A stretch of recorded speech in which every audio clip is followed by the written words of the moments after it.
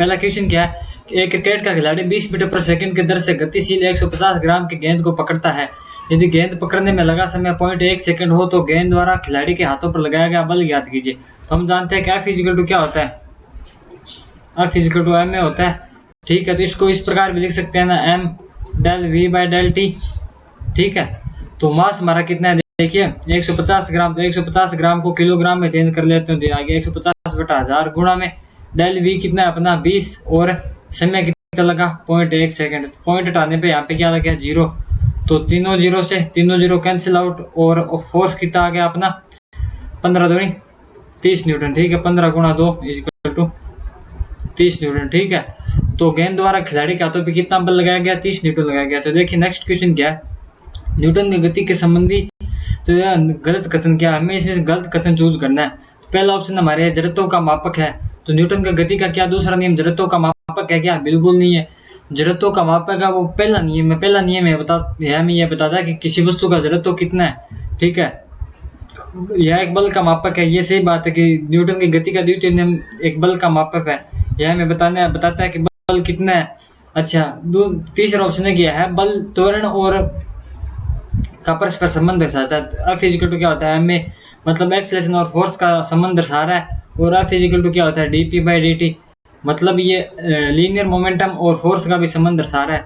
तो हमारे क्या ये सारे ऑप्शन सही है, तो गलत कथन कौन सा हुआ, गलत कथन हुआ अपना 1 नंबर, ये कथन गलत है। ठीक है, तो अब हमारा राइट आंसर कौन सा, राइट आंसर है वो है 1 नंबर ऑप्शन। तो देखिए नेक्स्ट क्वेश्चन, एक लिफ्ट में रखी भार मापी तुला पर एक व्यक्ति खड़ा है, स्थिर अवस्था में उसका भार 40 किलोग्राम अंकित होता है। यदि लिफ्ट ऊपर की ओर 2 मीटर पर सेकंड स्क्वायर त्वरण से उड़ना आरंभ कर दे तो तुला में अंकित भार क्या होगा। तो देखिए तुला में अंकित भार क्या होगा, W बराबर M। अगर लिफ्ट ऊपर की ओर जा रही है तो A प्लस क्या हो गया G हो गया, तो रख देते हैं वैल्यू। मास कितना 40 और 2 प्लस 10 ये आ गया 480 न्यूटन। ठीक है, W बराबर, लेकिन हमें भार यहाँ पे किस में पूछा है, किलोग्राम में पूछा। तो जब भी अपने को भार न्यूटन में दिया और किलोग्राम में निकालना हो तो क्या करेंगे, इसमें 10 का भाग लगा देंगे। ठीक है, तो 10 का भाग लगाने पर ये क्या आ गया W बराबर 48 किलोग्राम। ठीक है, तो हमारा कौन सा ऑप्शन राइट हुआ, डी ऑप्शन हमारा क्या राइट आंसर है। तो देखिए नेक्स्ट क्वेश्चन क्या, जड़त्वीय और गुरुत्वीय द्रव्यमान का अनुपात क्या होगा। देखिए जड़त्वीय और गुरुत्वीय द्रव्यमान क्या होते हैं, एक ही चीज होते हैं।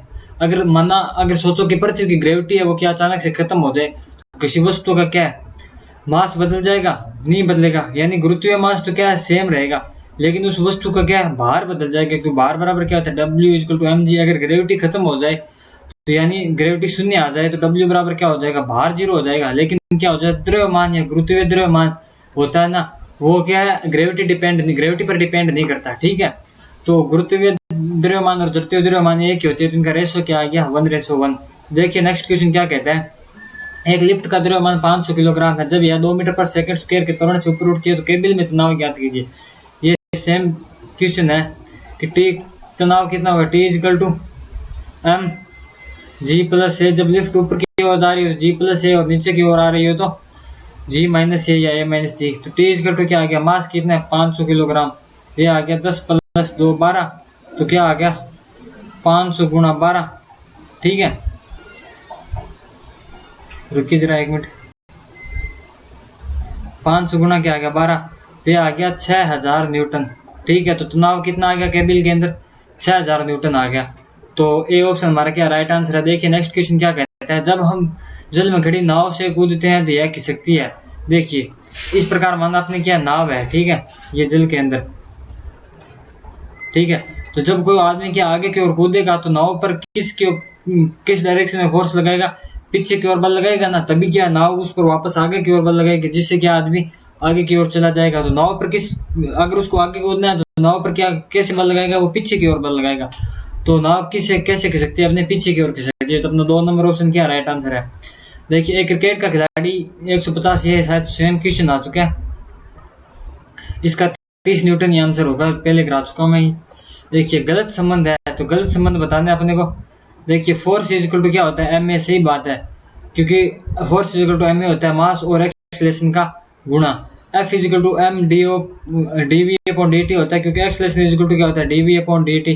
तो एक्सेलरेशन की जगह D V upon D T भी लिख सकते हैं, ये भी सही संबंध है। ठीक है, ये भी सही संबंध है। देखिए F is equal to D upon D T भी होता है, क्योंकि पी इज इक्वल टू क्या होता है एम v होता है, ठीक है। तो इसको इस प्रकार लिखा जाता है M D V upon D T, ठीक है। तो ये भी क्या है, सही संबंध है। गलत संबंध ये है कि F is equal to M V नहीं होता, P is equal to M V होता है, यानी लीनियर मोमेंटम बराबर होता है एम वी। ये क्या हमारा गलत संबंध है। तो अपना राइट ऑप्शन कौन सा है, 4 है। और सही संबंध कौन से, 1 2 3 नंबर वाले ऑप्शन सही संबंध है। और चौथा क्या, गलत संबंध है। तो हमें क्या गलत संबंध बताना है, तो गलत संबंध अपना ये है। तो हमारा राइट आंसर है वो 4 नंबर ऑप्शन है। तो देखिए नेक्स्ट क्वेश्चन क्या कह रहा है, एक रॉकेट 500 मीटर पर सेकंड के चाल से प्रति सेकंड 50 ग्राम गैस उत्सर्जित कर रहा है। रॉकेट पर लगने वाला त्वरक बल बताइए। त्वरक बल इजिकल टू क्या होता है, F is equal to U T M upon D T. यहाँ पे यू क्या है, वेलोसिटी, और D M upon D T क्या है, गैस के जलने की दर, ठीक है। तो यू क्या है हमारे पास 500, और गैस के जलने की दर क्या है 50 ग्राम पर सेकंड है। तो इसको किलोग्राम में चेंज कर लेते हैं, 3 0 से 3 0 कैंसिल, और एफ इजिकल टू आ गया अपना 25 न्यूटन, ठीक है। यानी जब क्या गैस में वो रॉकेट से गैस पीछे की ओर निकल रही है, किस दर से निकल रही है, 50 ग्राम पर सेकंड के दर से क्या पीछे की ओर निकल रही है, थ्रस्ट हो रही है। तो उस पे क्या रॉकेट के ऊपर की ओर बल कितना लगेगा अपना 25 न्यूटन लगेगा। तो हमारा बी नंबर ऑप्शन क्या राइट आंसर है। देखिए नेक्स्ट क्वेश्चन क्या, जब 1 किलोग्राम की वस्तु पर 1 न्यूटन बल लगाया जाता है, यदि वस्तु गति करने के लिए स्वतंत्र हो तो वह प्राप्त करती है। देखिए यहाँ पे फोर्स कितना है 1 न्यूटन, और मास कितना है 1 किलोग्राम। तो एक्सेलरेशन भी कितना होगा 1 मीटर पर सेकंड स्क्वायर होगा ना, ठीक है। एक्सेलरेशन भी क्या आ गया 1 मीटर पर सेकंड स्क्वायर आ गया। तो हमारा कौन सा ऑप्शन है, 2 नंबर ऑप्शन क्या हमारा राइट आंसर है, ठीक है।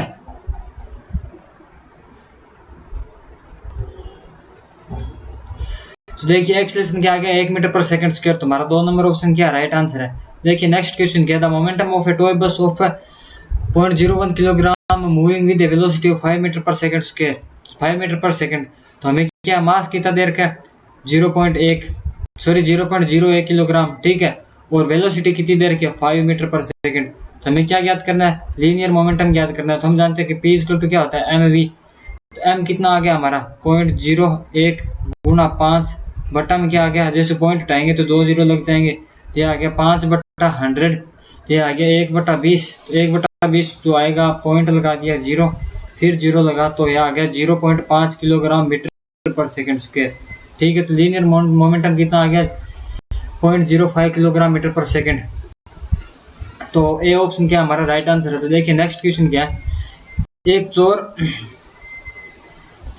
डब्ल्यू बार का एक संदूक जिसमें कीमती सामान है अपनी पीठ पर रखकर ले जाते हुए h मीटर की ऊंचाई से दीवार से कूदा। देखिए इस प्रकार का एक संदूक है जिसका भार क्या W दे रखा है। इसको क्या एक चोर अपने कंधे पर रखकर यहाँ से माना एक ऊंची दीवार से कूदता है। तो ये पूछ रहा है कि यहाँ से कूदने के पश्चात और पृथ्वी पर पहुंचने से पहले वो संदूक का कितना भार महसूस करेगा। तो वो करेगा 0 करेगा, क्योंकि जब भी ऑब्जेक्ट क्या अपनी स्वतंत्रता पूर्व गिरता है ना, तो उसके लिए जी की वैल्यू क्या होती है 0 मानी जाती है, ठीक है। तो वो खुद का भार कितना महसूस करता है 0 महसूस करता है। इस प्रकार अपने झूला होगा कभी, तो झूले जब नीचे की ओर आता है तो अपने को क्या भारहीनता की स्थिति महसूस होती है, क्योंकि उस समय क्या त्वरण होता है वो जी के मान के बराबर होता है, हो जाता है व्यक्ति का, इसलिए उसको क्या कोई भी भार महसूस नहीं होता, ठीक है।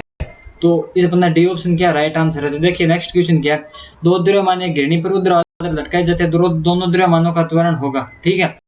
यहाँ पे मानना m1 m2 m1 दिया हुआ है, तो अब हम मानते हैं कि m2 बड़ा क्या है m1 से। जब m2 m1 से बड़ा है, जिस प्रकार इसमें दे रखा है, क्योंकि m2 देखो नीचे है ना m1 की तुलना में, ठीक है। m1 एक्सेलेरेशन क्या होगा अपना m2 माइनस m1 बटा m1 प्लस m2 गुणा में g, ठीक है। ये एक्सेलेरेशन आ गया अपना 3 नंबर ऑप्शन राइट है। अगर क्या होता है m1 बड़ा होता है m2 से, तो जो बड़ा होता है ना उसमें से छोटे वाले को घटाते हैं, तो यहाँ क्या आ जाता है m1 माइनस m2 बटा m1 प्लस m2 इंटू जी आ जाता है, ठीक है। तो 3 नंबर ऑप्शन क्या हमारा राइट आंसर है। तो देखिए नेक्स्ट क्वेश्चन क्या है, 0.25 किलोग्राम द्रव्यमान के एक वस्तु को 100 मीटर पर सेकंड के वेग से 100 किलोग्राम द्रव्यमान के टैंक से प्रक्षेपित किया जाता है। टैंक का प्रक्षेपण वेग ज्ञात कीजिए। हमें क्या वस्तु का द्रव्यमान कितना देर का है स्मॉल m, वो देर का 0.25 किलोग्राम, ठीक है। और वेग क्या देर का वस्तु का 100 मीटर पर सेकंड, ठीक है। और टैंक का द्रव्यमान कितना दे रखा है कैपिटल M हमें दे रखा है 100 किलोग्राम। जब क्या एक टैंक जिसका द्रव्यमान कितना है 1000 किलोग्राम है, उससे 1.25 किलोग्राम की वस्तु को प्रक्षेपित किया जाता है, यानी फेंका जाता है, तो टैंक पर भी पीछे की ओर बल लगेगा ना। तो हमें वही ज्ञात करना है कि टैंक पर पीछे की ओर बल लगेगा तो वो किस वेलोसिटी से पीछे की ओर जाएगा, उसी को हम प्रक्षेपण वेग कहते हैं। तो उसको क्या करेंगे लीनियर मोमेंटम कॉन्सेप्ट से करेंगे, यानी रेखीय संवेग संरक्षण से। रेखीय संवेग संरक्षण क्या कहता है कि प्रक्षेपण से पहले संवेग और प्रक्षेपण के बाद संवेग होगा वो बराबर होगा। तो प्रक्षेपण से पहले संवेग क्या था 0, प्रक्षेपण के बाद संवेग क्या होगा था mv प्लस mv। ठीक है, ध्यान से देखिए v की वैल्यू निकाल लीजिए। v की वैल्यू क्या आएगी देखिए, कैपिटल V इक्वल टू आएगा स्मॉल v बटा में कैपिटल M। ठीक है, ये माइनस क्या आएगा अंदर आएगा, तो ये कितना 0.25 और वेलोसिटी क्या है उस ऑब्जेक्ट की 100 मीटर पर सेकंड, और टैंक का मास कितना है 100 किलोग्राम दिया आ गया। तो टैंक का प्रतिक्षेपण वेग कितना आ गया माइनस के अंदर 0.25 मीटर पर सेकंड। ठीक है, अगर केवल अपने को मैग्नीट्यूड लेना है तो वेलोसिटी आ जाएगी 0.25 मीटर पर सेकंड, माइनस के अंदर नहीं आएगा क्योंकि माइनस के साइन में ये दर्शाता है कि वेग है वो उसकी डायरेक्शन अलग है। ठीक है, ये आ गया 25 मीटर पर सेकंड। तो हमारा कौन सा ऑप्शन राइट हुआ, देखिए हमारा ऑप्शन राइट हुआ 3 नंबर ऑप्शन क्या हमारा राइट आंसर है। तो देखिए नेक्स्ट क्वेश्चन क्या कह रहा है, ये सेम क्वेश्चन आ गया शायद, तो इसके अंदर भी क्या ऑप्शन होगा 0 ही होगा। देखिए इसके अंदर भी 0 ही होगा, सेम क्वेश्चन आ गए ये। देखिए नेक्स्ट क्वेश्चन है, एफ नाम के दो बलों का परिणामी भी एफ है, इन दोनों बलों के बीच का कोण क्या होगा। देखिए अगर हमारे पास क्या हो दो वेक्टर हो माना F1 व F2, अगर इनका परिणामी का परिणाम क्या है F है, तो इनके बीच का कोण ज्ञात करने के लिए क्या करते हैं, इनके बीच का कोण अगर cos थीटा हो तो ये F ज्ञात करने के लिए क्या करते हैं, F इक्वल टू लिखते हैं ना F1 का स्क्वायर प्लस F2 का square plus 2F1 F2 into cos theta का रूट। यहीं पे क्या दे रखा है अपने को F1 बराबर दे रखा है F2 बराबर F, यानी F1 बराबर है F2 और उसी के बराबर है परिणामी, यानी तीनों क्वांटिटी है वो हमें सेम दे रखी है यहाँ पे। ठीक है, तो अब इनके बीच का कोण निकालना है, तो कोण निकालने के लिए क्या करेंगे देखिए, तो F का स्क्वायर इक्वल टू क्या आ गया F square plus 2F square cos theta. ठीक है, F स्क्वायर से F स्क्वायर कैंसिल आउट, तो 2F square cos theta equal to क्या आ गया माइनस F स्क्वायर, तो cos थीटा इक्वल टू क्या आ गया माइनस F स्क्वायर। देखिए माइनस F स्क्वायर बटा में क्या आ जाएगा 2F स्क्वायर, तो F स्क्वायर से F स्क्वायर कैंसिल आउट, तो cos थीटा इक्वल टू क्या आ गया अपना, देखिए cos थीटा बराबर आ गया -1/2। जब cos थीटा बराबर -1/2 कब आएगा, जब थीटा की वैल्यू क्या होगी 120 डिग्री होगी। ठीक है, तो थीटा क्या आ गया हमारा 120 डिग्री। तुम्हारा कौन सा ऑप्शन राइट है, यहाँ से देखिए हमारा ऑप्शन नंबर राइट है बी नंबर ऑप्शन क्या हमारा राइट आंसर है। देखिए नेक्स्ट क्वेश्चन क्या है, दो वस्तु के मध्य घर्षण के लिए सही कथन होगा, तो सही कथन कौन सा होगा, इसमें सही कथन होगा स्थैतिक घर्षण गुणांक सदैव गतिक घर्षण गुणांक से ज्यादा होता है, तो बी नंबर ऑप्शन क्या हमारा राइट आंसर है। देखिए नेक्स्ट क्वेश्चन क्या है, समान परिणाम के दो बल किसी वस्तु पर लगाए जाते हैं या किसी वस्तु पर क्रिया करते हैं और परिणामी क्या होता है F/3 प्राप्त होता है, इन दोनों बलों के बीच का कोण ज्ञात कीजिए। सेम वही कॉन्सेप्ट है, तो क्या करेंगे F/3 का होल स्क्वायर इक्वल टू परिणाम समान है F square plus 2F square cos theta. ठीक है, तो ये आ गया F स्क्वायर बटा में 9 इज इक्वल टू, यहाँ से क्या 2F स्क्वायर कॉमन निकाल लेते हैं और ये आ गया 1 प्लस cos थीटा। ठीक है, तो 2F स्क्वायर से 2F स्क्वायर कैंसिल आउट,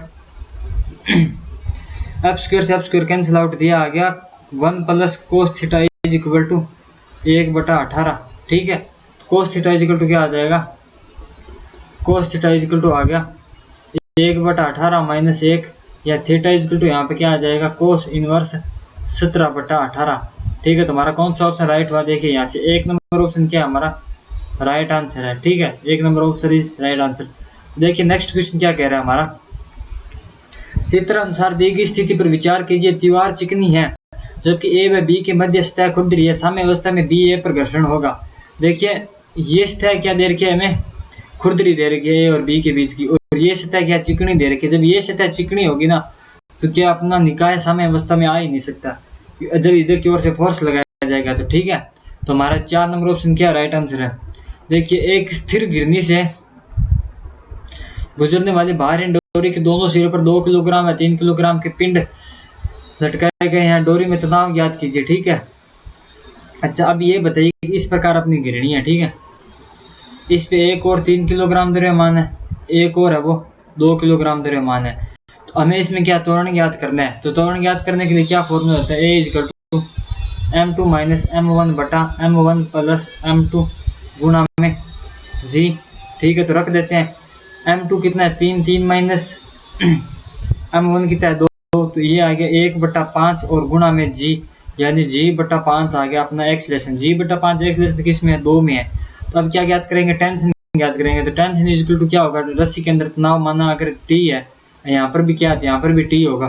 तो T इज इक्वल टू होता है 2m1 m2 बटा में m1 प्लस m2। ठीक है, तो 2 गुणा 3 गुणा 2 गुणा में जी, सॉरी यहाँ पर भी जी होगा, गुणा में जी, तो बटा में आ गया 5, तो ये आ गया 12G/5। तुम्हारा कौन सा टेंशन क्या 12G/5 और एक्सलेशन क्या G/5, तुम्हारा क्या डी ऑप्शन क्या राइट आंसर है। तो देखिए नेक्स्ट क्वेश्चन क्या है, 2 किलोग्राम का गुटखा घर्षण रहित विलीन सतह पर रखा हुआ है, इससे एक डोरी को बांधा गया है। ठीक है, और डोरी का दूसरा सिरा ऊर्ध्वाधर नीचे की ओर लटक रहे 1 किलोग्राम द्रव्यमान से बांधकर घर्षण रहित गिरनी पर लटकाया जाता है। घुटने का त्वरण तथा डोरी में तनाव ज्ञात कीजिए। अब देखिए इस प्रकार है, ठीक है, ये घर्षण रहित कोई सतह है, यहाँ पे अपना द्रव्यमान रखा है 2 किलोग्राम और इसमें क्या एक डोरी बांधकर यहाँ पर नीचे द्रव्यमान लटका दिया 1 किलोग्राम। ठीक है, तो अब पूछ रहा है कि गुटके में एक्सलेशन कितना होगा। तो एक्सलेशन कितना होगा, m2 माइनस m1, m2 कितना है 2, 2 माइनस 1 गुणा में क्या आ गया g की वैल्यू 10 और बटा में आ गया m1 प्लस m2 यानी 2 प्लस 1 3, ये आ गया 10/3, 10/3 आ गया, ये आ गया 3 या 9 और आएगा 1 बचा पॉइंट लगा 0, फिर आ गया 3 अपना और फिर 3, तो ये आ गया acceleration 3 metre per second square. ठीक है, तो इससे 3.33 मीटर पर सेकंड से मिलता जुलता ऑप्शन कौन सा अपना ए और सी है। लेकिन देखिए अगर हमें और क्या ज्ञात करना है, टेंशन ज्ञात करना है, तो टेंशन अलग अलग है, तो टेंशन ज्ञात कर लेते हैं। T इक्वल टू क्या होता है अपना 2m1 m2 बटा m1 प्लस m2, तो 2 गुणा में m1 क्या है 3 गुणा m, देखिए m 1 किलोग्राम और 2 किलोग्राम है ना, सॉरी 1 मिनट रुकिए जरा, 2 गुणा 2 किलोग्राम और 1 किलोग्राम बटा में क्या आ गया 2 प्लस 1 यानी 3 आ गया। ठीक है, तो ये आ जाएगा अपना 2 दूनी 4/3 और गुणा में क्या आ जाएगा जी आ जाएगा। ठीक है, तो यहाँ पे देखिए गुणा में जी होता है, 1 मिनट की तरह यहाँ पर क्या हो गया गुणा के अंदर जी होगा, तो यहाँ पर क्या आ जाएगा 10 आ जाएगा, ये आ गया 40/3, तो ये आ जाएगा अपना लगभग देखिए 40/3 का भाग करेंगे, ये आ गया 2 दूनी 4, ये आ जाएगा, देखिए भाग करके देख लेते हैं हम।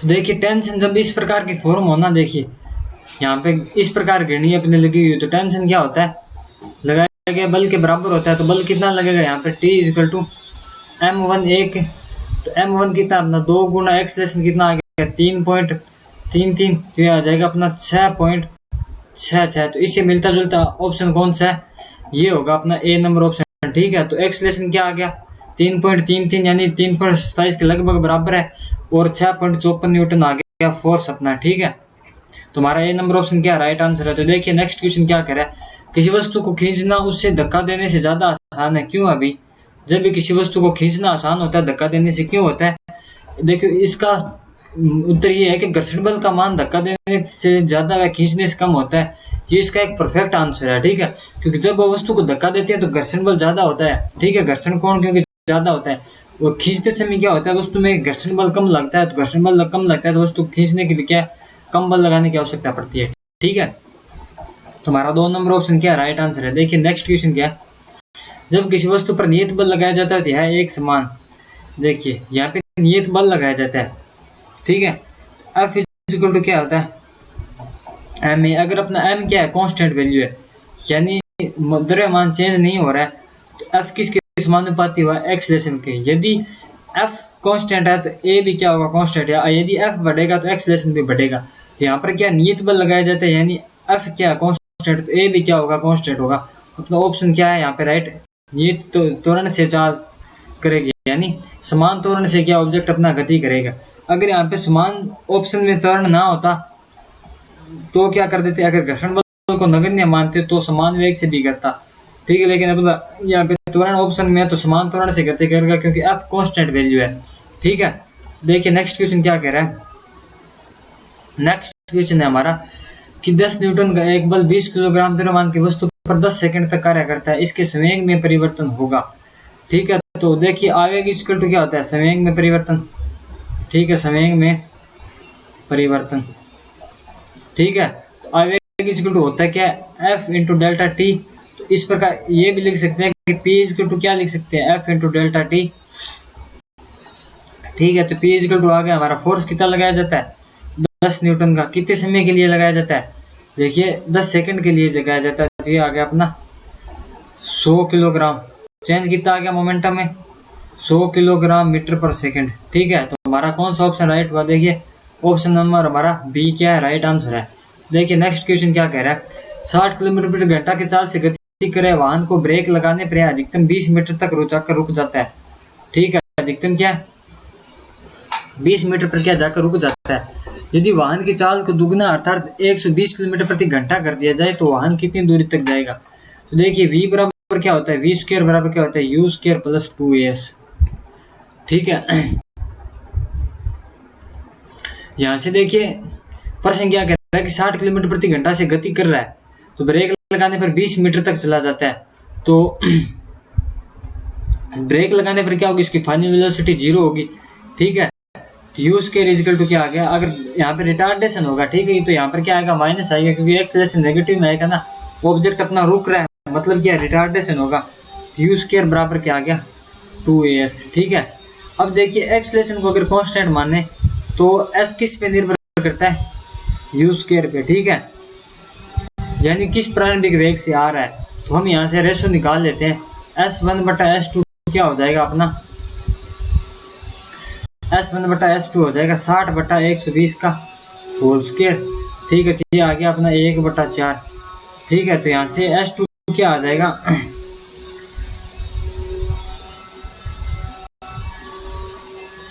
S2 आ जाएगा अपना, देखिए 1 मिनट रुकिए जरा कुछ गलती होगी ना। अच्छा अपने को रेशो निकालना है तो S2 बटा S1 करेंगे ना, S2 बटा S1 करेंगे तभी तो यहाँ पे क्या होगा U2 बटा U1 आएगा, ठीक है। क्या आ गया 1 बटा 4। अच्छा तो S2 बराबर क्या आ गया, S2 आ गया S1 का 4 गुना, तो S1 अपना कितना है 20 मीटर, तो 20 मीटर का 4 गुना क्या आ गया 20 गुना 4 यानी 80 मीटर, ठीक है। ऑब्जेक्ट कितना जाएगा अब की बार 80 मीटर तक जाएगा, तो अपना डी ऑप्शन क्या है राइट आंसर है। देखिए नेक्स्ट क्वेश्चन क्या कह रहा है,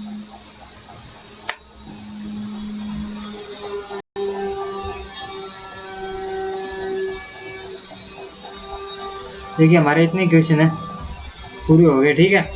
तो मिलते हैं अब नेक्स्ट क्लास में। नेक्स्ट क्लास में मैं लेके आऊँगा ग्रेविटी पे टेस्ट सीरीज, जिसके अंदर आपको बहुत बढ़िया बढ़िया क्वेश्चन देखने को मिलेंगे जो क्या हो सकता है आने वाले एग्जाम में पूछे जाएंगे या 100% ही पूछे जाएंगे, ठीक है। इसके अलावा अपने मेनपाल सर और नरेश सर की भी क्लासें चल रही है टेस्ट सीरीज प्रॉपर, तो उनको भी जरूर ज्वाइन कीजिए अगर आपको लेने 25 में से 25 नंबर। तो जय हिंद, मिलते हैं नेक्स्ट क्लास में।